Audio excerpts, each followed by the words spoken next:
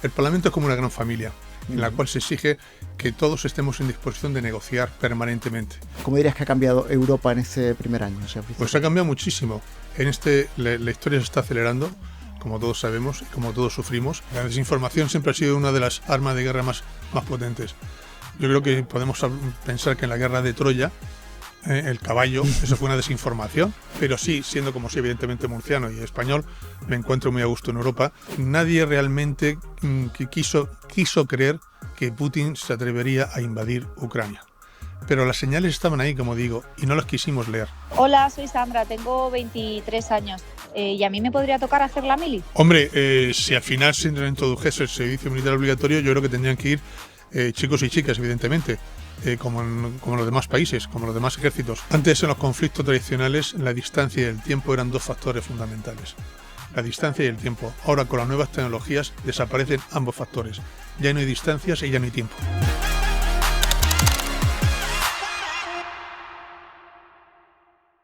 Bueno, hay una serie de preguntas que os vamos a hacer a todos los que pasáis por esta terraza Europa, porque creemos que es algo que de verdad la gente tiene como muy...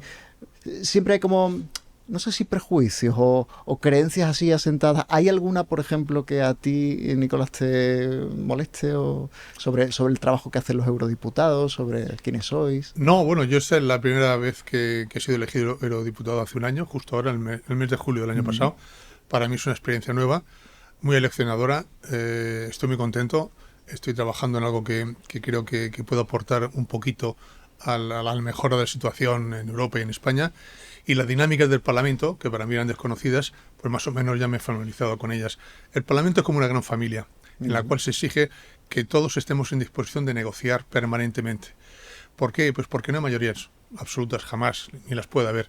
Eso fuerza a las familias políticas a negociar permanentemente todo.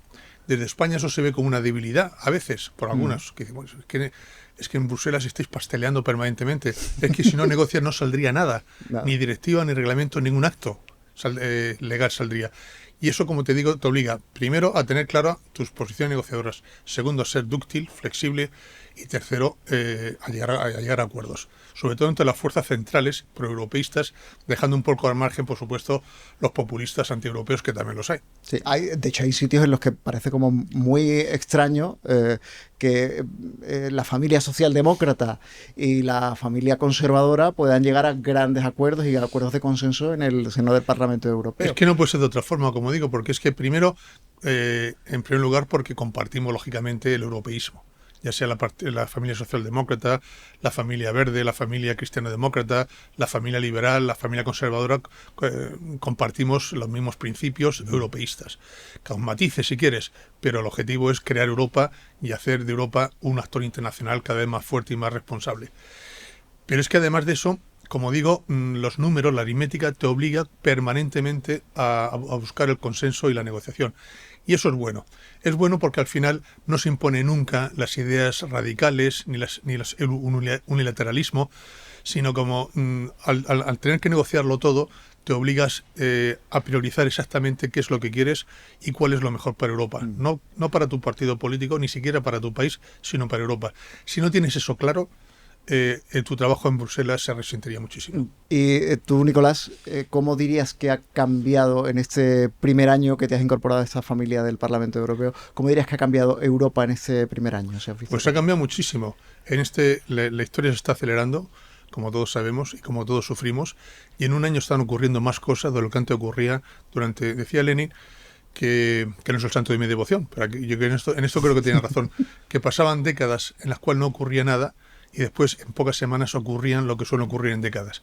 Y es verdad, ahora con lo que está ocurriendo, la invasión de Ucrania por parte de Rusia, la separación o por lo menos la falta de compromiso de la nueva administración norteamericana con respecto a Europa, ha hecho que de pronto nos encontremos en una coyuntura histórica, en la cual tenemos que tomar decisiones rápidamente respecto a nuestra seguridad, nuestra defensa, nuestra política exterior.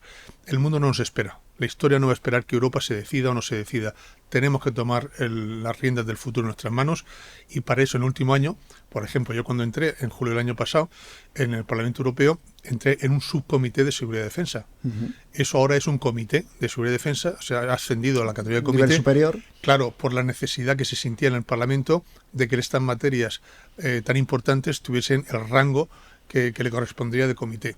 Pero es que además tenemos un comisario nuevo de defensa que antes no existía. Por primera vez hay un comisario de defensa. Se están acelerando los acontecimientos, la historia está tomando un ritmo vertiginoso y Europa no puede quedarse atrás. Ahora hablamos de esos cambios durante este primer año y de cuestiones tan importantes como la de la seguridad y la defensa en la Unión Europea, pero no solo si los cambios son vertiginosos en este primer año tuyo como eurodiputado. Año 1985, tú estabas terminando de estudiar, ¿puede ser? Había terminado la carrera, había empezado la oposición a la carrera diplomática. Y de alguna manera esa incorporación de España a la Unión Europea, porque esto había precedido un debate anterior también sobre las comunidades europeas, sí. ¿te animó quizá? Me animó muchísimo. Yo estaba viendo la televisión el programa en directo de la firma del Tratado de Adhesión de España entonces a las comunidades europeas, todavía no a la Unión Europea, por parte del presidente del gobierno, que entonces era Felipe González. El ministro de Asuntos Exteriores, Morán, el comisario Marín. Es decir, el ministro asturiano, ¿no? Que le cantaron aquello de Asturias, patria querida. Exacto. Y para mí fue impactante ver cómo España entraba en el club al cual tenemos que haber pertenecido desde el principio, que España estaba en el lugar que le correspondía históricamente de ser un país europeo de primera línea en la vanguardia europea, de la cual habíamos estado apartados por motivos históricos. Para mí fue como un aldabonazo importante, decir, ya estamos donde tenemos que estar, y se nos abría además toda un abanico de oportunidades para los jóvenes. Podíamos ir a Europa a estudiar, podíamos ir a trabajar a instituciones europeas, podíamos viajar un poco posteriormente por el tema de Schengen, intercambios universitarios. Daba la sensación de que España se ponía un nuevo traje, que se rejuvenecía y que se modernizaba. Bueno, año 85, decíamos, entra España, entra Portugal en las comunidades europeas, lo que hoy es la Unión Europea. Tú empiezas tus estudios para la carrera diplomática. Sí. Y cuéntanos un poco cómo ha sido tu trayectoria a partir de ahí. ¿Por dónde has pasado antes de llegar a ser eurodiputado? Yo entré en la carrera diplomática a la escuela diplomática en octubre de 1987. Mi primer destino fue Dublín en 1988 y a partir de entonces ya me di cuenta que lo mío era Europa y lo mío era especializarme en temas europeos y en concreto en temas de seguridad, en temas de defensa. Lo tuve claro desde el principio. Hay gente que tarda más tiempo en encontrar su especialidad o su afición. Yo lo tuve muy claro. Yo quería especializarme en temas europeos y en concreto en temas de seguridad y defensa, y por tanto toda mi carrera lo he ido de alguna forma tratando de orientar en ese sentido, en esa dirección. La carrera diplomática no depende de uno solo, evidentemente, depende de las disponibilidades que hay un escalafón, hay unos concursos de asignación de puestos y no siempre te toca el que tú quieres, sino el que te toca por antigüedad y por especialidad. Yo tuve suerte y sinceramente siempre me dieron o conseguí el puesto que quería y por tanto me fui formando en ese sentido. Estuve primero en Irlanda 5 años, fue mi primer destino, estuve allí de secretario de embajada, después volví a España, al Ministerio de Asuntos Exteriores, a los servicios centrales, ahí estuve en la Secretaría de Estado de Comunidades Europeas. Volví a Europa, a Alemania, a Bonn. Estuve 3 años en Bonn. Después me tocó el cambio de capitalidad de Bonn a Berlín, con lo cual estuve otros 3 años en Berlín. Con la reunificación de Alemania. La unificación de Alemania, efectivamente. Ahí llevaba temas europeos, dentro de la embajada era el consejero encargado de temas europeos. De Berlín volví a Madrid, otra vez a temas europeos. Y de aquí volví a Bruselas en 2004 al Consejo, a la Secretaría General del Consejo. Después fui embajador COPS, embajador de España ante el Comité Político de Seguridad de la Unión Europea. Después fui embajador ante la OTAN. Y mientras tanto estuve en Moncloa, en presidencia del gobierno, 2 pequeños periodos de 2 años la primera vez y 1 año la segunda vez. Y después después de la OTAN, volví aquí a Madrid, a los servicios centrales, estuve aquí 5 años. En los últimos 5 años, dedicándome sobre todo como embajador en misión especial a temas de ciberseguridad, de amenazas híbridas y de desinformación. Y después, hace 1 año, tomé la decisión de incorporarme al Parlamento Europeo por el Partido Popular porque creía que era allí el momento oportuno, sinceramente. Me estaba dando cuenta que estaba construyendo en Europa la Europa de la defensa, que necesitaban personas con especialidad, con vocación, y yo creía que estaba especialmente cualificado para esos temas. Es donde tengo la ignorancia bien organizada, y no se nota mucho, y por tanto, pues Alberto Núñez Feijóo tuvo la amabilidad de incluirme en las listas por el Partido Popular al Parlamento Europeo en julio del año pasado. Las elecciones fueron el 9 de junio y ahí estoy, hace un año, en el Comité de Seguridad y de Defensa. Soy el coordinador del Partido Popular Europeo en el Comité de Seguridad y Defensa. Si me ha quedado, Nicolás, una pregunta colgando mientras repasabas tu trayectoria extensísima. Entonces, antes de entrar en el hoy, queremos conocer también un poco de dónde vienes, pero no ya en tu carrera diplomática, sino de dónde vienes antes aún, de dónde eres, cómo es tu infancia. Yo nací en Cieza en un año que no quiero acordarme. Mi padre era juez y entonces los funcionarios viajaban mucho por España, y yo nací en Cieza, soy miembro de una familia numerosa, somos 8, bueno, ha muerto ya un hermano, desgraciadamente somos 7, pero somos una familia numerosa. De Cieza me fui muy jovencito, con 3 años, fui a Cartagena, ahí pasé la infancia. De Cartagena nos mudamos a Murcia, mi padre fue a trabajar como juez decano a Murcia, y entonces yo estudié allí el bachiller y la universidad, y después la carrera diplomática aquí en Madrid, hasta que aprobé la carrera diplomática. Me casé después, mi mujer es alemana, alemana de Wetzlar, una ciudad cercana a Frankfurt. La sede de Leica. Exacto, claro. Exacto, es la industria óptica por exacto. excelencia. Sí, la mejor máquina fotográfica, bueno, se inventó allí, la máquina fotográfica ahí en Wetzlar. Ernst Leitz, ¿no? Era Leitz. el Leitz. Leitz es la factoría. Y sigue siendo la máquina fotográfica más. Es un poco cara, pero son las mejores del mundo. Sí, es un objeto de deseo. Sí, y después ya, pues mi primer destino, lógicamente hay que negociarlo primero con tu cónyuge, a dónde vas. Es el primero, antes que sin duda. Y eso es irrenunciable, claro, además. Es irrenunciable. Ella entonces estaba trabajando en Frankfurt, en un banco, ella es economista, y en la bolsa de Frankfurt. Y entonces decidimos que lo mejor era quedarnos por Europa si era posible. Claro. Lo cual no es fácil al principio, cuando entras en la carrera diplomática, porque normalmente eres destinado a un país pues africano o asiático. Yo tuve la suerte de que mi primer puesto fue europeo, fue Dublín. Y a partir de ahí pues la carrera que te acabo de describir. Creo, si no me equivoco, en la etapa de la Secretaría de Estado para las Comunidades Europeas, ¿estuviste en la Oficina de Asuntos de Gibraltar, puede ser? Sí, fue mi primer destino, pero no estaba en la Secretaría de Estado de la Unión Europea, fue en la Dirección General de Europa. Cuando yo entré, me asignaron el puesto de Gibraltar, que para mí desde entonces ha tenido un lugar en mi corazón. Es como la primera novia, el primer destino, ¿verdad? No lo olvides nunca. Sí. Y ahí estuve hasta que fui destinado a Dublín. No fue mucho tiempo, fueron 9 o 10 meses, pero me empapé, me leí, yo creo que soy de los pocos que ha salido el libro blanco sobre Gibraltar. Se llama Libro Blanco, pero son 2 tomos enormes, de más de 1000 páginas, y me familiaricé con el tema. Y sí, la verdad es que entré en Gibraltar y tuve la oportunidad de asistir a la firma del acuerdo del uso del aeropuerto de diciembre de 1987. Yo estaba recién ingresado. Ingresé en el ministerio, íbamos al ministerio a trabajar por las mañanas y por la tarde íbamos a la escuela diplomática, en unas jornadas laborales muy intensas. Y como digo, entré en octubre del 87 y en diciembre del 87 firmamos ese acuerdo con el Reino Unido sobre el uso conjunto del aeropuerto, que nunca se aplicó. Vamos a la vida en Bruselas y a tu labor como eurodiputado.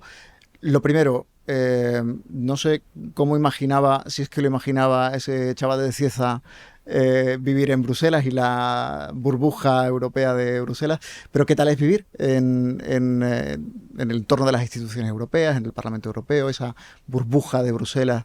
Bueno, yo en mi biografía me ha ayudado un poquito esto, porque aunque yo nací en Murcia, mi padre era de Murcia, mi madre no. Mi madre era del norte de Palencia. Uh-huh. Y entonces yo muchas veces en Murcia era el castellano, y en Castilla, cuando pasaba mi veraneo, era el murciano, que tenía una personalidad, una identidad dual, ¿no? Sí. Normalmente el acento lo heredas de tu madre, más que de tu padre, sobre todo en aquella época en que las madres se quedaban en casa y educaban a los hijos. Y por tanto, pues yo tengo más bien un acento castellano. Es decir, no he tenido, digamos, esa raigambre única en una zona, sino que he viajado también de pequeño, aprendí idiomas muy rápidamente, aprendí inglés, aprendí francés, aprendí alemán, leía literatura extranjera y por tanto ya desde pequeño me fui orientando hacia temas internacionales de una forma inconsciente, ¿no? Te predispuso a ser un poco de todas partes. Exacto, un ciudadano del mundo que se dice, sí. no, sin llegar a eso, pero sí, siendo como sí, evidentemente murciano y español, me encuentro muy a gusto en Europa. La verdad es que toda mi carrera se ha desarrollado en Europa, no he ido a ningún país que no sea europeo y por tanto, pues Europa para mí es mi segunda casa y Bruselas es una ciudad que he estado 15 años viviendo en Bruselas, en Alemania, en fin, en Dublín, en París, o sea, me encuentro como en casa. ¿Y en el Parlamento Europeo con qué temas trabajas? En tema de seguridad y defensa, básicamente en crear la base tecnológica e industrial de defensa europea que necesitamos tras la invasión de Ucrania por parte de Rusia y la disociación parcial, ya veremos hasta qué punto, de Estados Unidos con respecto a la seguridad europea. Ahora Europa ha tomado conciencia de una vez para siempre de la necesidad de crear nuestras propias capacidades militares y civiles para defendernos. Somos de los países más ricos del mundo que habíamos subarrendado nuestra defensa a los Estados Unidos de América. Estados Unidos de América nos protegía con su programa su paraguas nuclear y con sus capacidades militares. Y nosotros estamos viviendo de los dividendos de la paz. Desde la implosión de la Unión Soviética en diciembre del 91, cuando un señor se llama Francis Fukuyama escribió ese libro El fin de la historia. En la historia se había acabado, había ganado finalmente el único modelo capitalista, liberal, sociedad abierta, democracia parlamentaria, y el otro sistema comunista centralizado había quedado arrumbado a la escombrera de la historia y por tanto ya no había dinámica histórica en el sentido hegeliano, ya no había más que un solo modelo. Y nos lo creímos todos y pensamos que, bueno, pues entonces había que desinvertir en defensa e invertir más en todas las políticas que conllevan el estado del bienestar, hasta que se nos despertó de una forma brutal. Tenemos que habernos despertado antes porque las señas por parte de Putin estaban ahí señales, mucho antes, desde su discurso en la Conferencia Internacional de Seguridad en Múnich en 2007, en el cual dijo ya que Rusia volvía al estado a la arena internacional de una forma decisiva. Dijo, y nadie le prestó atención, que el mayor desastre estratégico del siglo XX fue la disolución de la Unión Soviética. El mensaje era claro: si puedo, la reconstruyo o al menos recupero el espacio de influencia que tenía en cuanto Rusia tenga la suficiente fuerza. Y efectivamente en el 2008 invade Georgia, se queda con Asaja y Osetia del Sur, las guerras con Chechenia. En el 2012 en Ucrania se la anexiona ilegalmente, que después celebró un referéndum. Y 14 Crimea. Y eso es lo que nos convierte en un poco irresponsables, porque no prestábamos atención a las señales que venían por parte de Putin, que era un revisionismo histórico de que Rusia quería recuperar su esfera de influencia y volver a ser tratada como una gran potencia.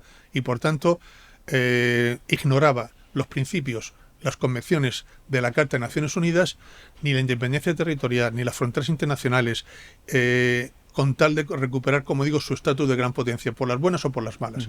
Y ahora tenemos a un vecino, la Rusia de Putin, que es una amenaza, que no solamente ha invadido Ucrania, sino que amenaza a toda la seguridad europea. Eso nos ha obligado a despertarnos rápidamente y a tratar de construir una arquitectura europea de defensa dentro de la OTAN como un pilar, no como una alternativa a la OTAN, sino como complemento a la OTAN, con un pilar europeo dentro de la OTAN, pero conscientes, sabedores de que a partir de ahora no vamos a poder contar con los Estados Unidos como antes, porque ellos están centrados básicamente en otro espacio geográfico, claro, en el Indo-Pacífico. Sí. Nicolás, ¿tú cómo viviste el estallido de la guerra? Porque además habías estado en la misión especial sobre ciberataques y guerras híbridas, habías sido, si no me equivoco, embajador también ante la OTAN.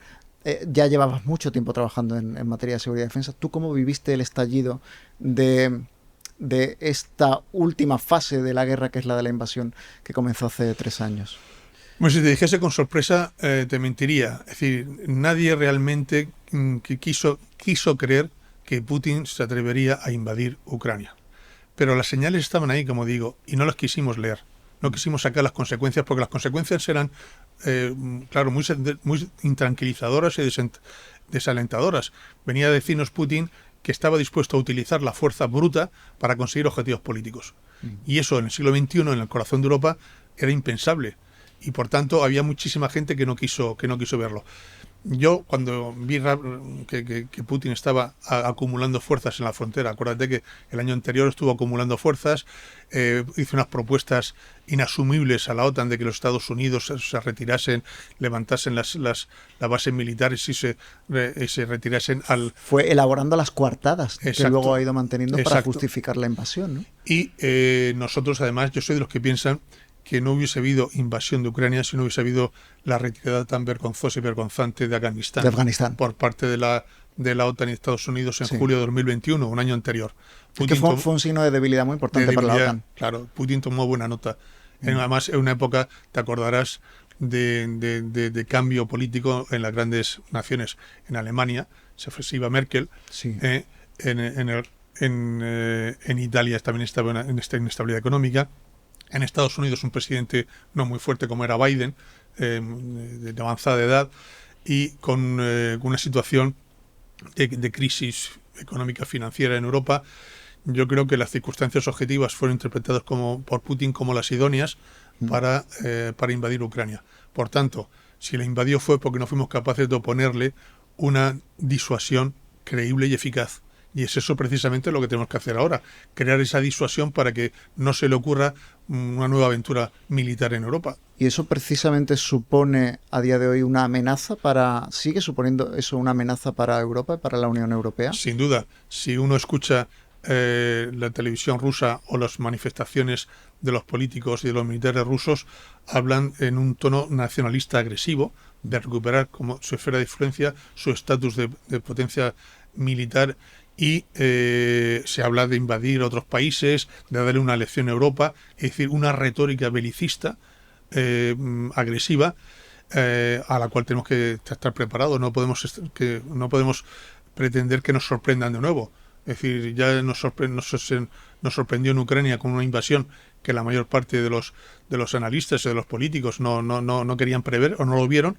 No podemos cometer de nuevo ese fallo. Tenemos que prepararnos para disuadirle a Putin y a su gobierno de otra aventura militar en Europa. ¿Hay algo que no ha cambiado desde entonces y es un conflicto que está enquistado permanente, aunque sí lo hemos visto en este último año o en este último año y medio en una nueva fase quizá más cruenta, que es el de Oriente Próximo? Conflicto entre Israel y Hamas, la organización Hamas. Hubo una resolución del Parlamento Europeo. El conflicto es más que Hamas. Hamas es parte del conflicto. Es parte del tenemos a Hezbollah, tenemos a Irán. El problema en Oriente Medio es un problema muy complejo, que no se puede reducir a 4 eslóganes ni a 4 aproximaciones improvisadas. Eso te iba a decir, ¿tú cómo lo ves? Porque una de las soluciones que se plantea como solución casi hegemónica, pero seguramente no es tan sencillo, es lo de la solución de 2 estados. Es la solución que la comunidad internacional adoptamos tanto a la conferencia de Madrid como a la conferencia de Oslo. Ahí la comunidad internacional nos pusimos de acuerdo para identificar ese escenario como el único viable. Es decir, 2 estados, uno palestino y otro israelí, viviendo juntos con unas fronteras internacionales seguras, con garantías de seguridad para Israel y de futuro y de prosperidad para Palestina. Pero ese Estado, para que se llegue a esa solución, hace falta antes dar otros pasos. Primero, que se sienten las 2 partes a negociar, cosa que está muy lejos. Segundo, que ese incentivo, los incentivos positivos al reconocimiento del Estado de Palestina, un plan Marshall de inversión en Palestina, sea la consecuencia de un proceso negociador. Porque si eso lo pones al principio sobre la mesa, en lugar de incentivos positivos, se convierte en desincentivos. Tercero, tener capacidad de interlocución con ambas partes. Si Europa quiere ser un actor internacional en la zona y tener capacidad de influencia para esa consecución de un proceso negociador que desemboque en los 2 estados, tienes que tener capacidad de interlocución con ambas partes, con los palestinos y con Israel, y no enajenarte una de ellas permanentemente. Y en cuarto lugar, tener como aliado principal, porque es el país que más influencia tiene en la zona, Estados Unidos, y tratar de tener una aproximación conjunta de los europeos y Estados Unidos. Aparte de eso, en Europa tenemos otra debilidad, que es que no existe una posición única con respecto a Oriente Medio. Y eso evidentemente debilita mucho, fragiliza mucho la posición europea. De ser, como somos, un espacio de paz y de seguridad y de estabilidad, no somos capaces de proyectarla en Oriente Medio porque nos falta esa unidad de criterio, esa unidad de acción.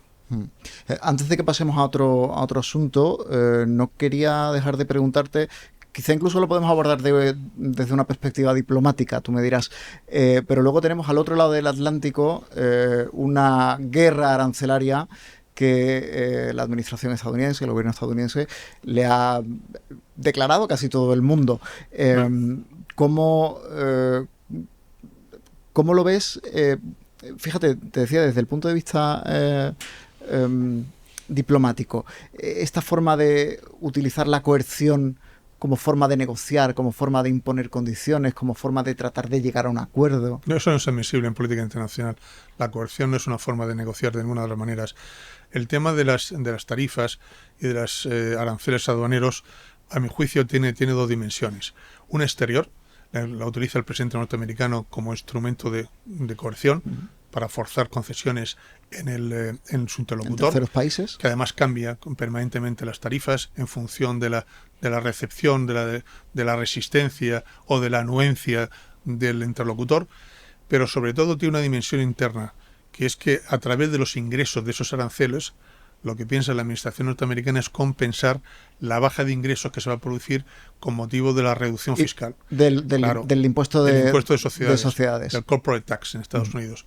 Que si lo bajan 10 o 15 puntos, todos esos ingresos que dejaría de percibir el erario público lo tiene que compensar de alguna forma. Y piensan compensarlo con los ingresos de las aranceles. Por tanto, tiene esas dos dimensiones, una internacional y otra interior, que para mí creo que es la más importante para Trump y para su administración. ¿Y Europa qué debe hacer frente a esto? Primero, estar unidas. En la política comercial, gracias a Dios, es una política común y, por tanto, negocia en nombre de Europa el comisario de comercio. Estar unida, no permitir que nos dividan ni los norteamericanos, ni los chinos, ni nadie, sino ofrecer una piña y tener las ideas claras. Estamos dispuestos a negociar, a agotar todas las posibilidades de negociar con Estados Unidos, pero si esas negociaciones no conducen a un acuerdo beneficioso para ambas partes o razonable para ambas partes, pues ser capaces también de tomar medidas de retorsión, conforme al principio de reciprocidad. Pero espero que no se llegue a ese extremo, porque sería malo para todos. Todas las políticas de aranceles son perjudiciales para todas las partes. Nadie se enriquece y todos nos empobrecemos. Por tanto, si tenemos sentido común, y espero que por parte norteamericana también la tengan, deberíamos de llegar a un acuerdo. En eso estamos ahora, negociando los términos de ese acuerdo. Los plazos van cambiando en función del humor del presidente norteamericano, pero yo creo que se va avanzando por el buen camino de momento, según las noticias que tengo, y espero y deseo que finalmente se llegue a un acuerdo. Lo ideal sería tener una zona comercial con tarifa cero, claro. Transatlántico. Libre comercio entre las dos orillas del Atlántico, entre Estados Unidos y Europa. Eso sería lo ideal. Nosotros se lo hemos ofrecido a los norteamericanos en temas industriales, pero yo creo que habría que incluir también servicios, lógicamente, porque la mayor parte de los intercambios entre Estados Unidos y Europa son servicios más que productos industriales. Es decir, tenemos que tener la flexibilidad suficiente para hacer una oferta atractiva, la ductilidad necesaria para negociar bien y la inteligencia diplomática imprescindible para llegar a un acuerdo. Vamos a hacer, Nicolás, un paréntesis en la conversación, porque las próximas preguntas no te las voy a hacer yo, sino que hemos salido a la calle a recabar qué preguntas quiere hacerte la gente. Estupendo. Y lo que te van a preguntar es lo siguiente. Hola, mi nombre es Juan Francisco, tengo 35 años y mi pregunta es la siguiente. ¿Podría volver la mili? Gracias. ¿El servicio militar obligatorio? Pues de momento creo que no. Hay algunos países del norte y del centro de Europa que se consideran más directamente amenazados por la Rusia de Putin, que sí lo están reintroduciendo. Suecia, entre otros, Finlandia, se está debatiendo en Dinamarca y en Alemania incluso, pero en España de momento no creo, y si se reintrodujese en el futuro no sería en la modalidad conocida tradicionalmente, sino en un servicio quizás mucho más eficaz, más corto quizás, de 6-7 meses, para que familiarizarse con las nuevas tecnologías de doble uso, pero yo creo que ese horizonte todavía en España queda un poco lejos. No hay que excluirlo en absoluto, porque como digo, otros países ya están dando esos pasos, pero de momento no estamos ahí en España. Otra pregunta más. Hola, soy Sandra, tengo 23 años. ¿Y a mí me podría tocar hacer la mili? Hombre, si al final se introdujese el servicio militar obligatorio, yo creo que tendrían que ir chicos y chicas, evidentemente, como los demás países, como los demás ejércitos. Pero, insisto, no creo que sea una medida a tomar con carácter inmediato. Yo creo que de momento tenemos unas Fuerzas Armadas muy eficaces. De hecho, es un ejemplo, cada vez que participan en operaciones y en militares y en ejercicios internacionales, quedan muy bien situadas, muy bien calificadas. Tenemos unos profesionales de primer orden y quizás haya que reforzarlos, el número de nuestras Fuerzas Armadas, los contingentes, y de momento no creo que sea necesario introducir el servicio militar obligatorio ni para los chicos ni para las chicas. Y vamos a escuchar la última, la tercera. Me llamo Alex, tengo 27 años y creo que le preguntaría cuántas posibilidades tendría España, siendo 1, muy poquitas, y 10, muchísimas. ¿Cuántas posibilidades tendría España de entrar en guerra o en conflicto bélico? Hombre, España como tal, yo te lo pondría en 1, muy pocas, y espero que siempre sea así. España como país tiene unos compromisos de defensa y de seguridad en el seno de la OTAN y en el seno de la Unión Europea, y por tanto, en el caso de entrar en algún conflicto militar, que espero que no sea necesario, evidentemente, pues sería en el conjunto de la Unión Europea y de la OTAN, pero individualmente por nuestra cuenta, no. Es verdad que tenemos algunas amenazas no compartidas, tenemos amenazas compartidas con nuestros socios y aliados y amenazas no compartidas, pero no veo ningún escenario a corto y medio plazo que nos llevase a una guerra como país individualizado. ¿Tú hiciste la mili, Nicolás? Sí, por supuesto. ¿Sí? Hice las milicias universitarias como universitario. ¿Y cómo era esto? En aquella época, para no perder curso, sí, lo que se hacían en los 3 veranos, hacías un verano en el campamento, la academia y después las prácticas. Y se dividían, como digo, en tres veranos sucesivos, de tal forma que sin perder curso, pues cumplías todo el trayecto del servicio militar. Yo lo hice en infantería. ¿También te mandaban a Ceuta, Alcantarilla? No, yo hice el campamento en Valencia, sí, la Academia Militar de Infantería en Toledo y las prácticas en Cartagena. Bueno, ya hemos hablado de hecho tenía pensado preguntar también un poco por lo de los países nórdicos y por el tema del servicio militar y demás. El hecho de que pregunte la gente en la calle seguramente es porque la gente va tomando un poco más de conciencia de las amenazas o de las nuevas amenazas que hay para Europa. A pesar de que España sea uno de los países, quizá por esa lejanía, que ve más lejos la guerra. Y porque tampoco hemos intervenido en conflictos internacionales armados en los 2 últimos siglos. Claro. Siglo XIX y siglo XX, España no ha participado en conflictos internacionales ni en la Primera Guerra Mundial ni en la Segunda Guerra Mundial. Eso nos ha hecho cerrarnos un poco también a acontecimientos internacionales y como bien dices, también la distancia geográfica del frente actual en Ucrania nos hace tener una sensación de seguridad que no es tal, porque la amenaza en Europa nos afecta a todos directamente. Porque además la guerra de ahora ya no es la guerra de antes. ¿Cómo ha cambiado la forma de hacerle guerra? ¿Cómo han cambiado las amenazas? Esto que hablamos de las amenazas híbridas, de la importancia de los ciberataques o de la ciberseguridad. Antes, en los conflictos tradicionales, la distancia y el tiempo eran 2 factores fundamentales. La distancia y el tiempo. Ahora, con las nuevas tecnologías, desaparecen ambos factores. Ya no hay distancias y ya no hay tiempo, porque ahora las nuevas armas consiguen llegar a sus objetivos en cuestión de segundos o de pocos minutos. Eso cambia radicalmente la guerra. Para eso tenemos que adaptarnos a las nuevas tecnologías, a las duales, los misiles, las informaciones a través de los satélites, los drones, todas las tecnologías duales, la inteligencia artificial, la computación cuántica, el internet. Eso hay que incorporarlo ahora en toda la planificación militar. Y como digo, hace que la guerra actual del siglo XXI sea muy diferente a cualquier conflicto en los siglos anteriores.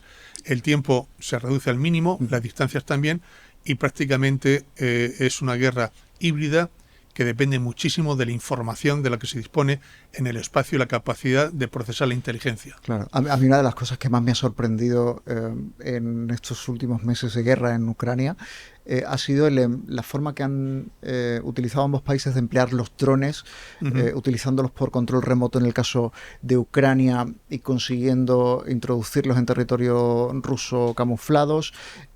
Incluso más increíble me parece lo de Rusia, esto de los drones con cable para evitar los barridos de frecuencia, drones conectados al cable de fibra óptica, un cable de fibra óptica de 30 kilómetros. Sí, es increíble. Las guerras, una de las consecuencias de las guerras es que la aceleración de los progresos tecnológicos. ¿Y qué capacidad de adaptación? Claro. Si el enemigo tiene un inhibidor de señal, pues yo, para que el enemigo no me inhiba la señal, conecto el dron a un cable de 30 kilómetros de largo. De hecho, en la guerra de Ucrania está, aparte del sufrimiento humano, que es lo peor, atroz del pueblo de Ucrania, está convirtiendo al ejército ucraniano como uno de los mejores de Europa. Actualmente es el único ejército que está testado sobre el terreno y que está reaccionando, como bien dices, a todas las ofensivas y los ataques rusos con modernizaciones permanentes tecnológicas.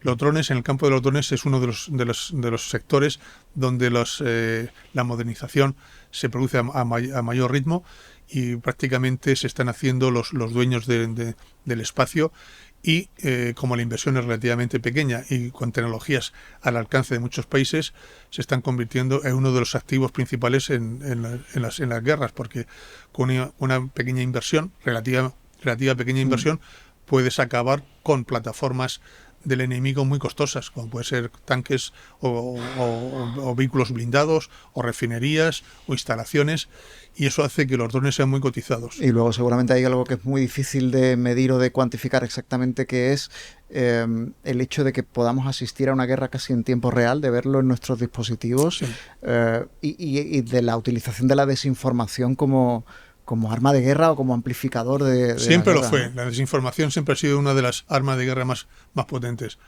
Yo creo que podemos pensar que en la guerra de Troya, el caballo, eso fue una desinformación. Pues claro, a través del disimulo y del engaño, los aqueos, los griegos, entraron en Troya, y una vez que estaban durmiendo los troyanos, salieron de la tripa del caballo y acabaron con ellos. Es decir, guerra híbrida y desinformación masiva. Ya desde Troya. Desde la cultura clásica. Claro, la cultura clásica, es decir, la desinformación. Pues todo estaba ahí casi. Todo, el desengaño y el disimulo como armas eficaces en los conflictos bélicos siempre han estado presentes. Y para terminar, hay un tema viral que escogemos en estas conversaciones de Terraza Europa, un tema viral que lo hemos cogido de una publicación del diario El Mundo del año 2023, que se titula así: Un año de guerra en la cesta de la compra. El ticket es un 22,4% más caro y ni un alimento se salva de la subida. El precio del arroz, de las zanahorias y de los lácteos se dispara por encima del 30%. ¿Cómo le explicamos a la gente, de forma lo más sencilla posible, que una guerra a miles de kilómetros de distancia le va a causar un desajuste tan importante en su finanza doméstica? Todas las guerras crean inflación. Y esta guerra en concreto afecta sobre todo a productos esenciales, que es la energía, al gas, al petróleo, pero también a productos agrícolas fundamentales. No nos olvidemos que Ucrania es uno de los principales productores de cereales del mundo, de fertilizantes, Rusia y Ucrania. Es decir, afecta a sectores fundamentales para nuestra economía, como es la energía y como son los cereales. Pero es que también afecta a los fletes de los buques que transportan esas mercancías. Es decir, claro que nos afecta directísimamente la guerra en Ucrania a la inflación, el suministro de energía, a la seguridad alimentaria, etcétera, etcétera. Pues Nicolás, muchísimas gracias por acompañarnos en esta Terraza Europa, donde hemos intentado enseñarle a la gente, y esperemos que les haya parecido interesante, cómo es la vida de un eurodiputado, quién eres tú, cuál ha sido tu trayectoria para llegar hasta el Parlamento Europeo. ¿Hay algo que se te haya quedado en el tintero? No, simplemente hacer un llamamiento a la responsabilidad. Es decir, ahora es un momento en Europa y en España en que tenemos que tomar las decisiones precisas para ser capaces de actuar conjuntamente en la arena internacional con una sola voz, defendiendo unos principios democráticos que están cuestionados dentro de Europa y fuera de Europa. Europa tiene muchos enemigos y no todos están fuera. Hay muchos que están dentro. Por eso los que creemos en la democracia, creemos en Europa, creemos en un horizonte de prosperidad, hemos de ser conscientes de que tenemos que cumplir con nuestro deber y estar atentos y vigilantes contra todos los ataques a nuestro modelo de vida y a nuestra democracia. Nicolás Pascual de La Parte, muchas gracias y hasta una próxima conversación. Cuando queráis. Y a vosotros, nos vemos en el próximo episodio de Terraza Europa.